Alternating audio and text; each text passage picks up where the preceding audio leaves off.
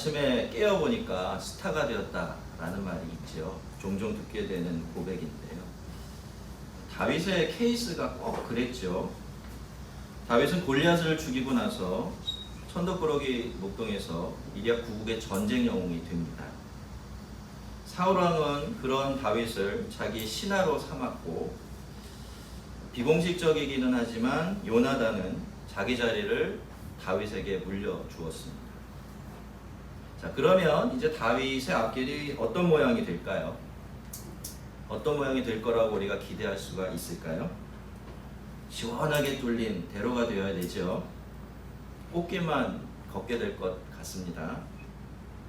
그래서 5절로 넘어가면서 성경은 다윗은 사울이 보내는 곳마다 가서 지혜롭게 행하며 사울이 그를 군대 장으로 삼았더니 온 백성이 합당히 여겼고 사울의 신하들도 합당히 여겼더라라는 말로 다윗이 사울의 밑에 있을 때에 거두었던 성공이 얼마나 대단했는지를 요약해서 우리에게 보고해주고 있는데요.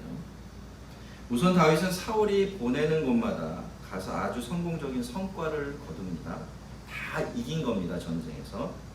그래서 둘째로 사울은 다윗을 엘리트 부대의 대장으로 세웠는데, 셋째로 사울의 이런 조치를 일반 백성들뿐만이 아니라 어떻게 보면 다윗의 정적이라고도 할 수 있을 만한 다윗의 사울의 신하들까지도 아주 합당한 일로, 당연한 일로 받아들였습니다. 그만큼 다윗은 사울에게서뿐만이 아니라 백성들과 또한 사울의 신하들로부터, 자기의 라이벌들로부터도 사랑과 큰 인정을 받게 된 것이죠. 형통을 이야기한다면 아마 이것보다 더 대단한 형통이라고 말할 수 있는 것은 없을지도 모릅니다. 근데 6절부터 이어지는 그 시절의 다윗에 대한 구체적인 이야기들을 우리가 좀 들여다보면요, 5절과 분위기가 싹 달라지고 있습니다. 성경이 이런 식으로 기록되어 있을 때가 꽤 있는데, 오늘 우리가 만나게 되는 첫 장면도 바로 그런 장면이에요. 중간부터 그렇게 된 것이 아니라 아예 처음부터 그랬습니다. 승리를 거둔 이스라엘 군대는 엄청난 전리품을 가지고서 돌아오죠. 이 마을 저 마을 할 것 없이 백성들이 다 쏟아져 나왔고, 여인들은 춤을 추고 악기를 연주하고 노래를 하면서 이 모든 병사들을 환영했습니다. 여러분, 병사들이 얼마나 자랑스러웠을까요? 또 사울에게는 이 일이 얼마나 뿌듯한 일이었겠습니까? 그런데 그때 사울의 귀에 여인들이 부르는 노랫소리가 들려옵니다. 사울이 죽인 자는 천천히요, 다윗은 만만이로다. 사울이 죽인 자는 수천 명이지만 다윗이 죽인 자는 수만 명이다, 이렇게 노래했던 거예요. 여러분, 여러분이라면 어떠시겠습니까? 그래도 내가 왕인데 전쟁에 나갔다가 이기고 병사들과 함께 이렇게 영광스럽게 개선행진을 벌이고 있는데 여인들이 그런 찬양을 부른다? 여러분의 귀에 그 노래소리가 들려온다면 여러분 기분이 어떠실 것 같으세요? 기분이 확 상하고, 그쵸? 화가 나지 않았겠습니까? 그래서 사울도 그랬습니다. 사울은 굉장히 화가 나고 기분이 상하고 언짢았어요. 그래서 아마도 속으로 그렇게 이야기는 했겠지만 다윗에게는 만만을 돌리고 나에게는 천천만 돌리니까 이제 그가 얻게 될 것이 이 나라가 밖에 남지 않았냐, 이렇게 이야기를 합니다. 그리고 나서 그때부터 사울은 다윗을 의심의 눈초리로 예의주시하며 바라보게 됩니다. 다윗의 입장에서 굉장히 억울하죠. 하지만 사울의 입장에서는 얼마든지 그럴 수 있는 일 같습니다. 근데 여러분, 사실 이 여인들의 노래는요, 그 당시의 의미를 따져본다면 전혀 그런 뜻이 아니에요. 6절 마지막 부분을 한번 보시겠습니까? 거기 보면 여인들이 왜 그렇게 춤을 추고 노래했다고 말하죠? 누구를 환영하기 위해서? 사울을 환영하기 위해서. 다윗이 아닙니다. 사울을 환영하기 위해서 나온 거예요. 당연하죠. 이스라엘 왕이 누굽니까? 사울이에요. 여전히 사울이고요.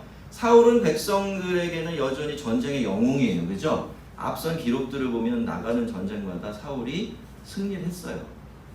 왕으로 인정받고 있었던 겁니다. 그러니까 누구를 환영하러 나와요? 그렇죠? 옛날에는 또 그랬어요. 누가 이기면 그게 다 누구의 공으로 돌아가요? 왕의 공으로 돌아가죠. 그러니까 왕을 맞이하러 나온 겁니다. 사실 이 노래 자체를 보아도 그걸 분명하게 알 수 있는데요. 이 노래의 의미를 우리가 좀 제대로 이해하려면 고대 유대인들의 어법을 좀 알 필요가 있어요. 제가 짧게 한번 설명을 해드릴게요. 필요하기 때문에 설명을 드린 겁니다. 대개 유대인들은 그런 식으로 노래를 해요. A는 B이고 A-는 B-다. 요렇게 노래할 때는 그 의미가 뭐냐면 A가 A-하고 한 덩어리고 B가 B-하고 한 덩어리가 돼요. 자, 그러니까 이 노래 속에서 다윗과 사울은 서로 비교되고 있으니까 한 덩이로 묶이고 있습니까? 묶이고 있어요. 그렇죠? 그리고 나서 B하고 B-의 자리에 숫자가 오는 경우가 있는데요. 그럴 때는 B의 작은 숫자가 오고 뒤에 큰 숫자가 오게 돼 있어요. 반드시 그렇게 쓰게 돼 있습니다. 기록을 보면. 그러면서 어떻게 합니까? 이 숫자가 어마어마하게 많다라는 것을 굉장히 열심히 강조하는 이야기가 돼요. 그러니까 그날 여인들의 노래는 어떤 노래였습니까? 주로 누구를? 사울을 칭송하고 높이는 동시에 사울과 다윗이란 우리의 영웅이 도무지 물리칠 수 없는 어마어마한 숫자의 대적들을 무찌르고 돌아왔다. 그 사실을 강조하는 그런 노래였던 것입니다.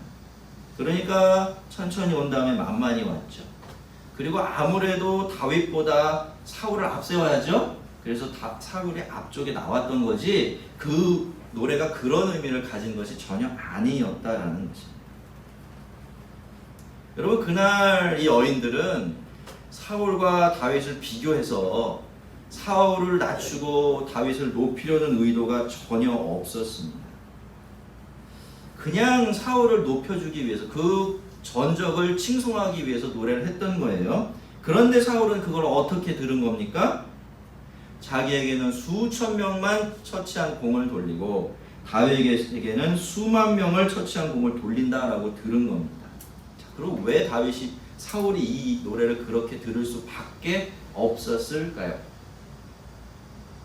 그것은 그만큼 사울이 자기 왕좌에 대한 집착이 강했기 때문이에요. 늘 어떻게 하면 이 자리를 영원히 내가 해먹을까? 그런 사람들 많아요. 그죠? 어떻게 하면 나라고 뭐고 관심이 없는가? 나는 이것만 관심이 있는 거예요. 그러니까 어떻습니까? 무슨 이야기든지 그걸 통해서 걸러서 듣게 되죠. 여러분 사람이 그래요. 그런 이야기들 많이 하지 않습니까? 사람은 뭐만 본다 그래요? 보고 싶은 것만 본다. 뭐만 듣는다 그러죠? 듣고 싶은 것만 듣는다 그러죠. 여러분 사람은 늘 자기 생각과 마음속에 담아놓은 것을 통해서 듣고 보게 돼 있습니다. 그것을 통해서 세상을 해석하고 자기 인생을 바라보고 다른 사람들을 평가하게 돼요. 안 그럴 것 같지만 내가 객관적입니다 라고 이야기하죠. 세상에 객관적인 사람이란 건 있을 수가 없어요. 어느 정도 객관적이고 어느 정도 주관적이냐만 차이가 있을 뿐이지 객관적인 사람은 세상에 있을 수가 없습니다. 그렇기 때문에 여러분 우리는 늘 우리의 마음과 생각을 잘 좀 들여다볼 줄 알아야 돼요. 거기 있으면 안 되는 것들이 뱀처럼 또아리를 틀고 있으면서 우리의 감정과 생각을 왜곡하고 있지는 않은지, 우리의 선한 마음과 바른 생각을 다 잡아먹고 있지는 않은지, 그래서 충분히 더 행복할 수 있는 나를 불행하게 만들고 있는 것은 아닌지, 또 더 복스러울 수 있는 나의 인간관계를 다 망쳐놓고 있는 것은 아닌지, 이런 것들을 잘 살피면서 버릴 것은 버리고 바로잡을 것은 바로잡으면서 그렇게 살아가야 합니다. 자, 이때부터 사울은 다윗을 자기 적으로 삼죠. 잠재적인 반역자, 역적으로 취급을 하기 시작을 한 겁니다. 그래서 그때부터 다윗을 제거하기 위해서 10년이 훨씬 넘는 세월을 다윗을 쫓아다니고 괴롭히게 되는데요. 여러분 그러는 동안 어떤 일이 발생했을까요? 성경에 다 기록되어 있지 않지만 첫째, 나라가 망가졌을 겁니다. 그렇죠? 백성들의 삶을 피폐했을 거예요. 왕이요 자기 자리에만 관심을 가지고 한 사람 쫓아다니는데 세월을 다 보내고 있다면 그 나라 꼴이 어떻겠습니까? 오나마나죠. 그러면 사울이라고 해서 온전했을까요? 아니에요. 그런 집착과 그러한 놓칠 수 없는 무언가를 가지고 계속 붙들려 있는 사람의 내면은 망가지게 되어 있어요. 그리고 사울은 사실 자기가 영원히 왕을 해먹고 싶었던 것이 아니라 자기 집안을 그렇게 만들고 싶었어요. 그렇죠? 그렇지만 어떻습니까? 그러는 동안 우리가 앞으로 만나게 되겠지만 이 사울은 자기가 그렇게 사랑하는 자기의 가족들의 삶조차도 완전히 만신창이로 만들어버리게 됩니다. 이제부터 한동안 계속 이어질 이야기들이 사실 다 그런 이야기들이에요. 자, 그런데 여러분 따지고 보면요, 이 모든 비극이 사실에서 비롯된 것이 아니었습니다. 전부 다 사울의 억측과 오해로부터 시작이 된 것이죠. 그래서 여러분 우리는 늘 우리의 인생을 반추하고 내 안에 있는 것들을 되짚어 보아야 하는 거죠. 말씀을 기준에 놓고서 하나님 앞에서 정직하게 기도하면서 끊임없이 내 안에 있는 집착이나 욕심들을 처리하면서 살아야 돼요. 여러분 그냥 내가 나를 돌아보는 일은 별로 효과가 없어요. 인간은 늘 자기가 옳다고 믿거든요. 그렇죠? 자기를 중심으로 뭔가를 판단하고 생각하는 버릇이 있어요. 그래서 내가 내 안을 들여다보면 별로 문제 느낄 것이 없어집니다. 그래서 인생은 반드시 기준이라는 것이 필요한데 우리는 하나님을 믿는 사람들이죠. 그래서 우리의 기준은 무엇입니까? 하나님의 말씀이에요. 그 말씀을 기준에 딱 놓고 내가 이 말씀에서 어느 것은 맞지만 어느 것은 어떻게 빗나가고 있는지 그걸 잘 살펴야 돼요. 그리고 나서 내 능력으로 내 힘으로 바꿀 수가 없으니까 그것을 정직하게 하나님 앞에 내놓고 기도하면서 그 모든 내가 원치 않지만 내 속에 생겨나는 이 집착과 편견 같은 것들을 다스리고 제거하면서 살아가야 해요. 그래야 우리가 우리 자신과 우리가 사랑하는 소중한 사람들을 제대로 지켜낼 수가 있는 겁니다. 자, 그 이튿날 하나님께서 부리신 악령이 사울에게 힘있게 내리네. 그가 집안에서 정신없이 떠들어대므로 다윗이 평일과 같이 손으로 수금을 타는데 그때에 사울의 손이 창에 있는지라 그가 스스로 이르기를 내가 다윗을 벽에 박으리라 하고 사울이 그 창을 던졌으나 다윗이 그의 앞에 2번 피하였더라. 그 집착과 억측이요 정말 안타까운 비극을 만들어내는 데는 그리 오랜 시간이 걸리질 않았습니다. 여러분 전쟁에 이기고 돌아왔어요. 엄청난 승리를 얻고서 돌아온 겁니다. 그것을 칭찬하고 칭송하기 위해서 수많은 사람들이 노래하고 환영까지 했어요. 그런데 막상 그 주인공이었던 사울은요 그 영광과 기쁨을 단 하룻밤도 제대로 누리지 못한 거죠. 지난밤에 무슨 일이 있었습니까? 사울에게 무슨 일이 있었을까요? 밤새 머릿속에 맴돌았어요. 뭐가? 여인들의 노래소리가 계속 맴도는 거예요. 다윗은 만만인데 너는 천천히구나. 너는 다윗보다 못하지. 우리는 너보다 다윗을 더 좋아해. 막 확대 재생산하면서 머릿속에 그 가사가 맴돌고 맴돈 거예요. 여러분 살다 보면 그런 경우가 있죠. 잘못된 생각 하나 머리 탁 박히면 그게 밤새 잠 못 자고 맴맴맴맴 도는죠. 근데 사울에게는 전력이 있습니다. 사울은 이런 상태가 되면 안 되는 사람이에요. 그죠? 그래서 밤새 그러고 났더니 어떤 상태가 됩니까? 거의 광인이 되어버립니다. 모든 통제 능력을 잃어버리게 되는 것이죠. 그래서 그 다음날 아침에 일어나자마자 사울은 예전에 그랬던 것처럼 막 헛소리를 짓거리는 광인처럼 변해 있었던 거예요. 성도 여러분, 악한 생각은요 반드시 끊어내셔야 합니다. 온당치 못한 여러분의 감정도 마찬가지예요. 그렇게 하지 않으면 그거는요 여러분 자신을 사탄에게 그냥 거저 내어주시는 것이나 똑같아요. 사울이 헛소리하면서 떠들어대자 다윗은 다시 사울 곁에서 수금을 타면서 사울을 고쳐보려고 했습니다. 그런데 어떻게 됩니까? 사울은 갑자기 다윗에게 뭘 던져요? 창을 집어 던집니다. 여러분 예전에는 어땠습니까? 그래도 다윗이 하프를 켜면 그 하나님을 찬양하는 곡조가 사울의 마음을 다스려서 그의 광기로부터 벗어나게 해주었어요. 그런데 이제 그렇지 못합니다. 이제는 다윗의 하프 소리가 아무런 효력이 없어요. 사울은 그만큼 더 심각하게 악령에 사로잡혀 버린 것입니다. 여러분 사울은요 자기 마음과 생각을 파고드는 이 악한 생각과 감정들을 그냥 방치해 버렸어요. 싸우려고 들지 않았습니다. 왜 그랬을까요? 여러분, 그 악한 감정과 싸우고 그것을 극복해내려면 뭐까지 같이 내려놔야 돼요?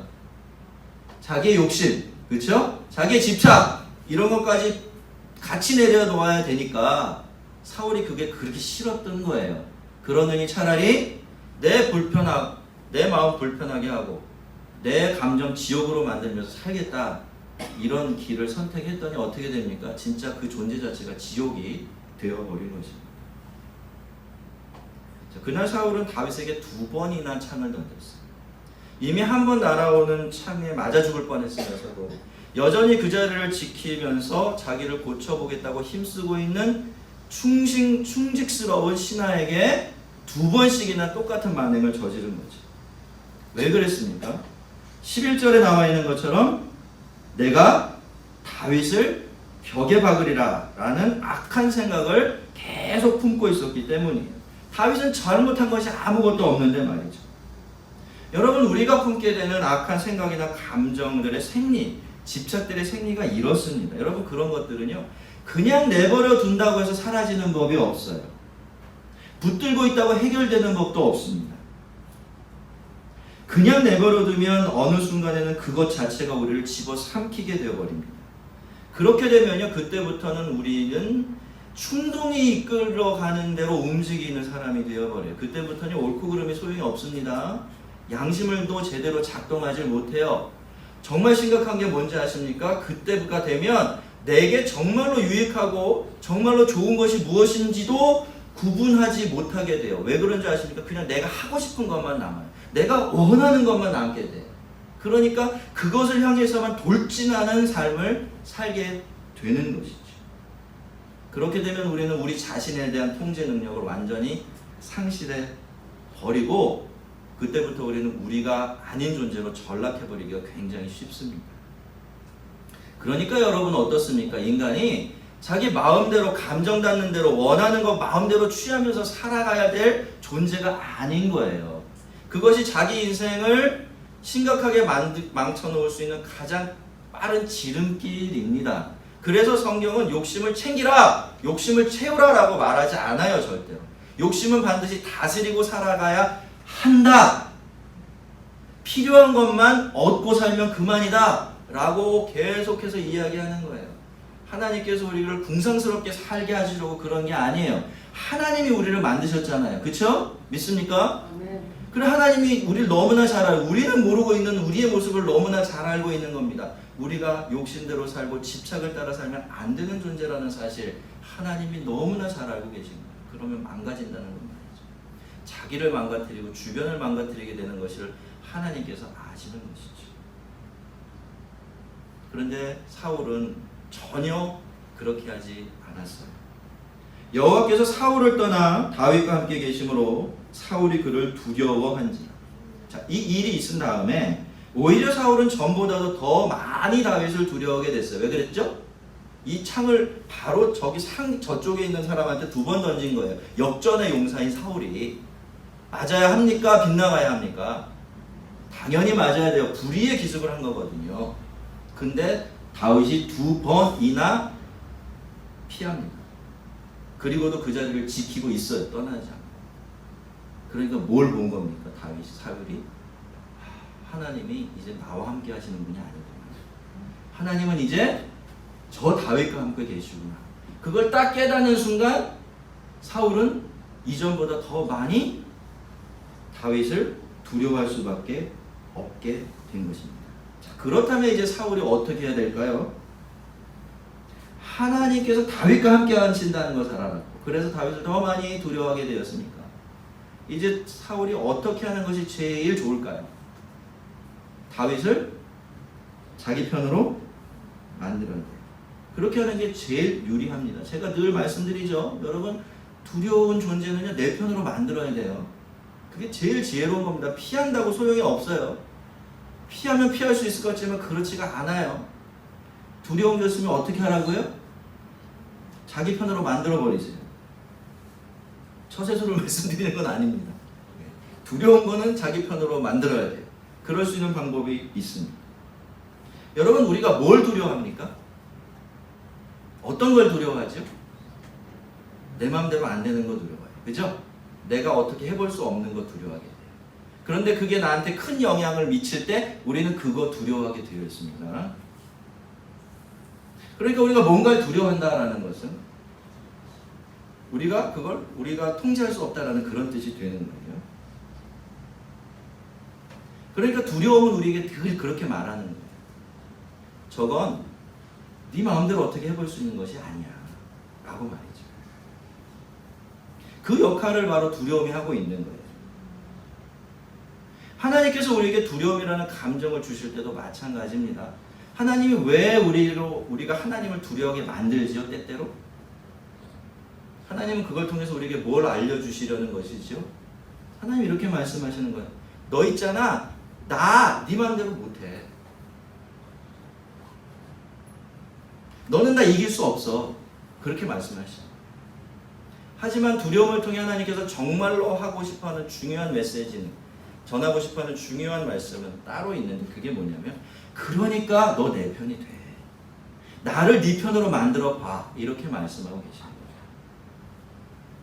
여러분, 그렇기 때문에 하나님이 우리를 두렵게 만드시면 우리는 빨리 하나님 편이 되어야 됩니다. 빨리 하나님의 뜻을 따라야 돼요. 그렇게 하나님을 내 편으로 만들어야 하는 겁니다. 그러면 어떻게 되나요? 세상에 그 무엇으로도 마음대로 할 수 없는 그분이, 하지만 세상에 그 어떤 것도 자기 마음대로 할 수 있는 그분이, 그 두렵고 강한 하나님이라는 분이 누구 편이 되는 거예요? 내 편이 되는 거예요. 좋은 겁니까? 나쁜 겁니까? 그러니까 여러분, 하나님이 우리에게 요만큼이라도 하나님을 향한, 혹은 우리 주변의 것을 향한 두려움을 주실 때는 그걸 어떤 사인을 우리가 받아들여야 합니까? 빨리 나한테 와라. 빨리 내 편이 되라. 나를 네 편으로 만들어라 라는 하나님의 사인으로 받아들여야 하는 겁니다. 이걸 모르고서 두려움을 극복해 보겠다고 하나님이 아닌 다른 것을 더 의지해 보려고 애쓰는 분이 계신데요. 여러분, 그건 절대로 지혜로운 것도 아니고 용감한 것도 아닙니다. 여러분, 하나님이 주시는 두려움은 누구만 해결할 수 있죠? 하나님만 해결할 수 있습니다. 그런데 다른 것들도 다 마찬가지예요. 우리가 두려워하는 것들은 언제나 우리 힘으로 어쩔 수 없는 것들입니다. 명심하세요. 그러면 누구만 그걸 마음대로 할 수 있는 겁니까? 하나님이죠. 그래서 모든 두려움의 해결책은 하나님께밖에 없어요. 여러분이 하나님을 믿는다면, 하나님의 존재를 인정한다면 그 하나님만이 여러분의 근원적인 두려움을 해결할 수 있어요. 여러분, 우리는 사실은요, 나 빼고 다 두려워요. 그렇지 않습니까? 뭐 나도 두려울 때가 있죠. 내가 왜 이러지? 헉 하고 놀랄 때가 있잖아요. 자, 그렇지만 우리는 우리 자신을 그렇게 두려워하진 않아요. 왜? 우리는 우리의 의지로 움직일 수 있으니까 그런 겁니다. 근데 우리 사실 우리 애들도 너무 두려워요. 그렇지 않습니까? 네, 요즘 애들 얼마나 무서운지 몰라요. 옛날에 뭐 하면 다 말 들었는데 이제 뭐라고 한마디 하면 10마디 돌아와요. 우리 애들도 얼마나 똑똑한지 다 알아서 한대. 그 말 한마디면 뭐 천하가 통일이 돼요. 그냥 뭐 어떡하겠어요. 알아서 한다는데. 또 더 어긋나갈까 봐 어떻게 해볼 수도 없지. 여러분, 통제 불가능한 건 다 두려운 거예요. 두려운 것은 다 통제 불가능한 것들이에요. 그 모든 것들은 하나님만이 어쩔 수 있는 것들입니다. 모든 두려움의 해답은, 근원적인 해답은 우리 하나님밖에 없습니다. 꼭 명심하시기를 바랍니다. 자, 그런데 사울은요, 하나님이 주시는 두려움이 이렇게 더 커져가고 있는데도 하나님께 가지 않았습니다. 13절 이렇게 말하고 있어요. 그러므로 사울이 그를 자기 곁에서 떠나게 하고 그를 천부장으로 삼음에 그가 백성 앞에 출입하여. 여러분, 이것이 사울의 선택이었습니다. 사울은 다윗이 두려웠어요. 그래서 어떻게 했습니까? 어떻게 해야 되는데? 다윗을 자기 편으로 만들어야 되는데 다윗을 자기 편으로 만들지 않고 자기 옆에서 떠나게 만들었어요. 천부장으로 삼아서 늘 전쟁터를 떠돌게 만든 거예요. 이게 무슨 뜻인지 아시겠죠? 죽이려고 든 겁니다. 멀리 보내서 내 손 대지 않고 코 풀어보겠다고 시도한 거예요. 그래도 하나님이 함께 하시는 건 자기가 알고 있었기 때문에 그 사람 자기 손을 들어서 죽이는 건 위험하죠. 그러니까 자기 손 안 대고 처리할 방법을 찾다가 그러듯한 천부장이라는 직분 하나 안겨주고 이곳저곳 떠돌면서 전쟁을 처리하는 사람으로 삼아 버렸던 거예요. 여러분, 우리가 5절에서 만난 그 이야기 뒤에 있는 진짜 이야기가 바로 이겁니다. 5절은 다윗이 가는 곳마다 지혜롭게 행했다라고 보고 합니다. 전쟁마다 큰 공을 세운 거예요. 이렇게 보면 굉장히 좋은 이야기 같습니다만 결과는 그랬을지 몰라도 사실 시작과 과정은 그렇지가 못했습니다. 여러분, 다윗이 갔던 곳은 전부 다 사울이 다윗을 죽이려고 보낸 것이었어요. 사울이 내린 엘리트 부대 대장이라는 직책도 그런 독이 담긴 사과 같은 것이었고요. 하지만 다윗의 입장에서는 그 어떤 것도 거절할 수가 없었죠. 왜요? 자기는 사울의 신하이니까 하라는 대로 할 수밖에 없는 겁니다. 겉으로 보기에는 사울이 잘해주거든요. 그때 이거 창 한번 던지고 빼고 돌아오면 칭찬해주고 막 높여주고 막 더 큰 벼슬 주고 막 이렇게 하는데 어떻게 그거를 거절을 합니까? 근데 어떻게 됩니까? 다윗은 죽으라고 보낸 곳마다 큰 공을 세우고 돌아와요. 거기 가서 죽어야 되는데 자꾸 살아서 돌아오는 겁니다. 그것도 엄청난 승전보를 가지고 말이죠. 사실 그것이 5절 속에 담겨 있는 다윗이 사울 아래에 있었을 때의 이야기의 세세한 버전이라고 할 수가 있습니다. 다윗이 그 모든 일을 지혜롭게 행하니라 여호와께서 그와 함께 하십니다. 자, 14절 말씀입니다. 여러분, 다윗이 가는 곳마다 승리를 거둔 이유는 아주 단순합니다. 그 이유가 뭐죠? 하나님이 다윗과 함께 하셨기 때문입니다. 사울은 다윗이 크게 지혜롭게 행함을 보고 그를 두려워하였으나 온 이스라엘과 유다는 다윗을 사랑하였으니 그가 자기들 앞에 출입하기 때문이었다. 사울은 다윗이 두려워서 다윗을 죽이려고 멀리 사지로 보내버렸습니다. 그런데 여러분, 그래서 사울의 두려움이 해결이 되었습니까? 아니죠. 그 결과 오히려 사울은 다윗을 더 두려워할 수밖에 없게 되었습니다. 여러분, 사실 사울이 정말로 두려워했던 것이 무엇일까요? 우리가 앞서 이야기에서도 늘 보았듯이 사울이 제일 두려워했던 것은 백성들의 마음이 자기로부터 떠나는 것이었어요.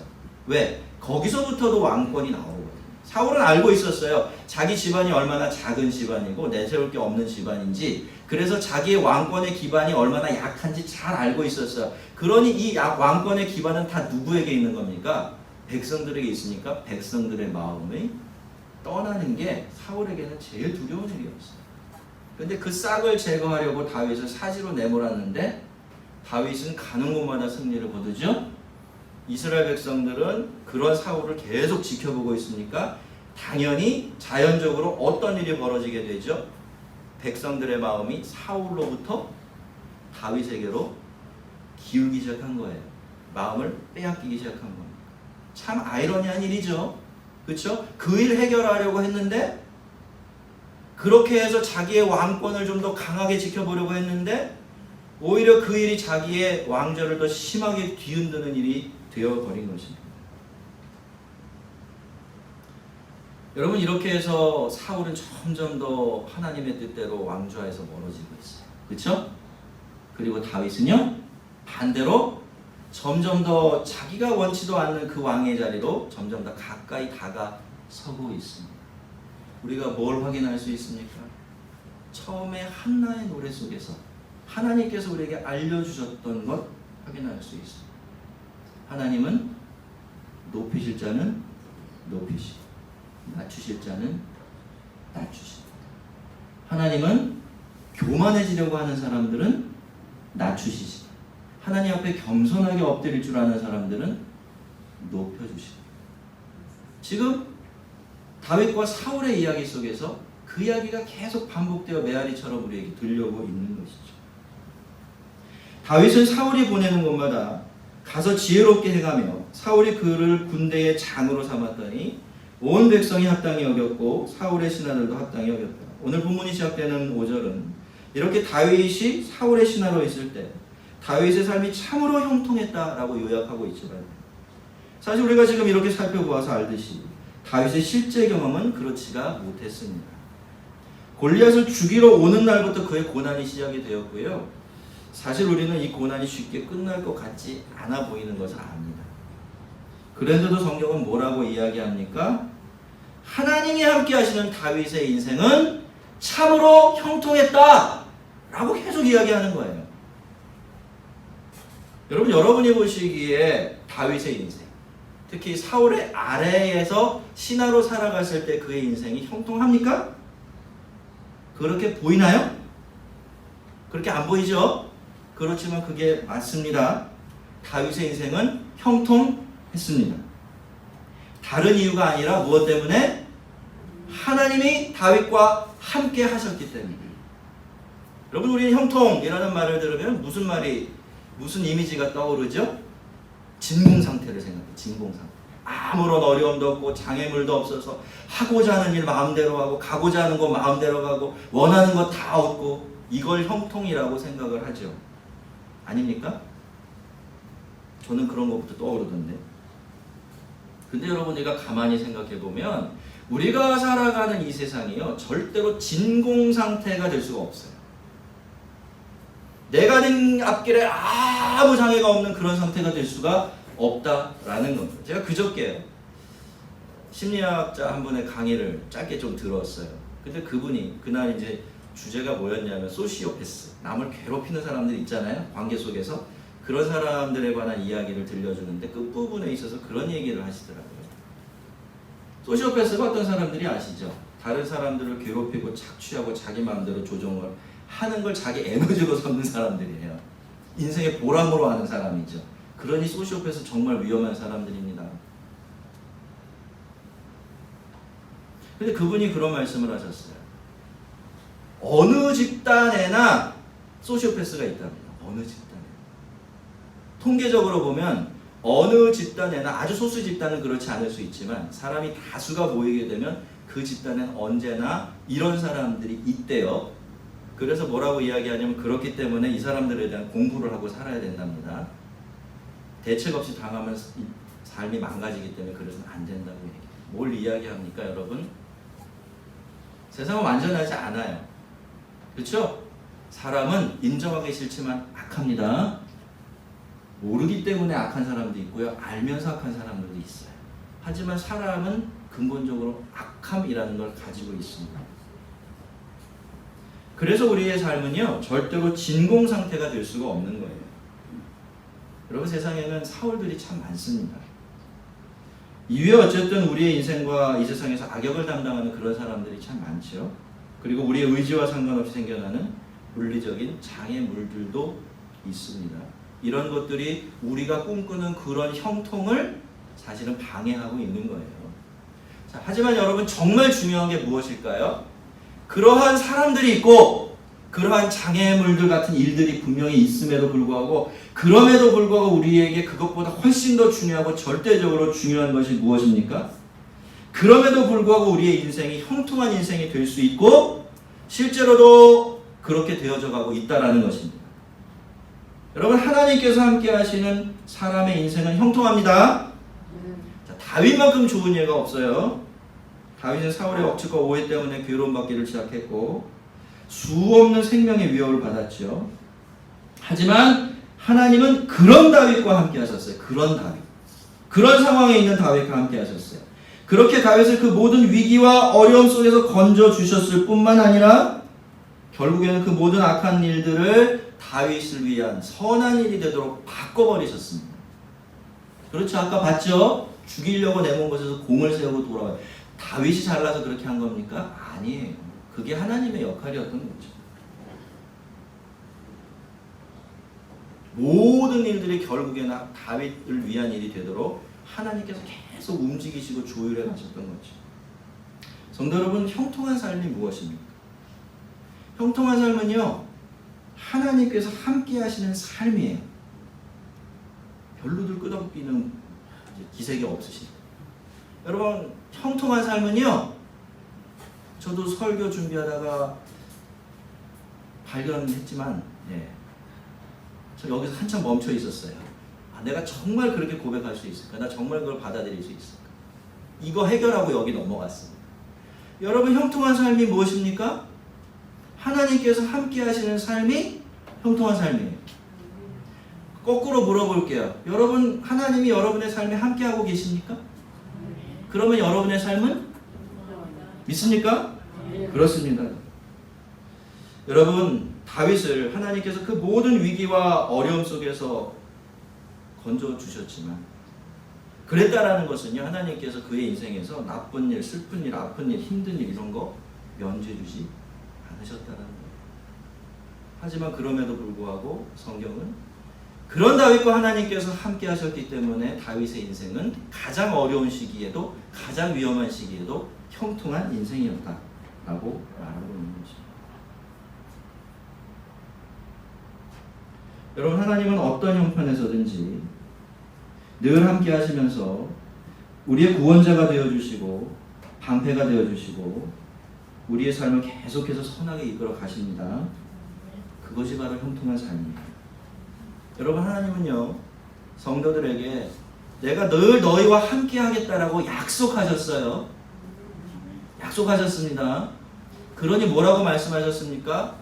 그러니 근심하지 말라. 그러니 걱정하지 말라. 그러니 두려워하지 말라. 담대하라고 말씀하셨습니다. 여러분, 하나님은요, 우리가 하나님 나라에 들어가는 그 순간까지 우리를 확실하게 지켜주실 것입니다. 끊임없이 악을 선으로 바꾸시면서 우리의 인생을 사람들이 바라는 방식이 아니라, 방향이 아니라 하나님이 바라는 방향으로 선하게 이끌어 가실 것입니다. 때로는 잘못한 것이 없이 오해를 받고 핍박을 받아도요, 힘겹고 어려울 때가 있어도요, 꼭 전쟁터로 내몰린 것 같은 그런 상황이 되어도요, 하나님께서 함께 하신 인생은 형통합니다. 그러니까 절대로 하나님과 멀어지지 마십시오. 절대로 하나님과 거리를 두지 마세요. 자꾸 뒷걸음질 치는 분들이 있습니다. 여러분, 더 다가가도 부족한 거예요. 더 가까이 가도 충분하지 않습니다. 절대로 하나님과 우리 사이의 관계의 거리는 충분하다고 만큼 가까워질 수가 없습니다.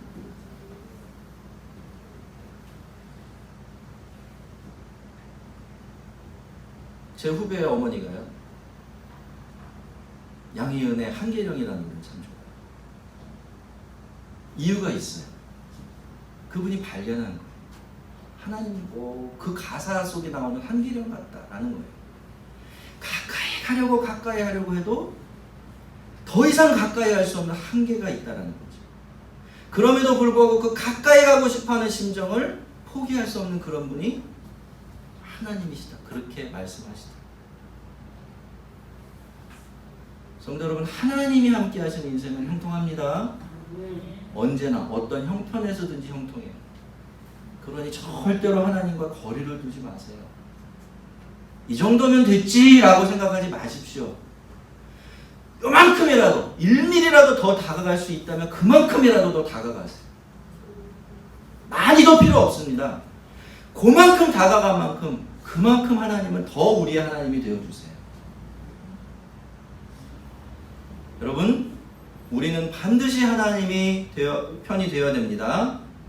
하나님을 우리 편으로 만들어야 돼요. 그러면 하나님은 우리의 삶을 형통하게 만들어 주십니다. 늘 하나님의 함께 하심과 형통하게 하시는 이 은혜를 붙들고서 지혜롭게 삶의 길을 걸어가는 우리 모든 성도들 되시기를 주의 이름으로 축원합니다. 우리 같이 한번 기도하겠습니다.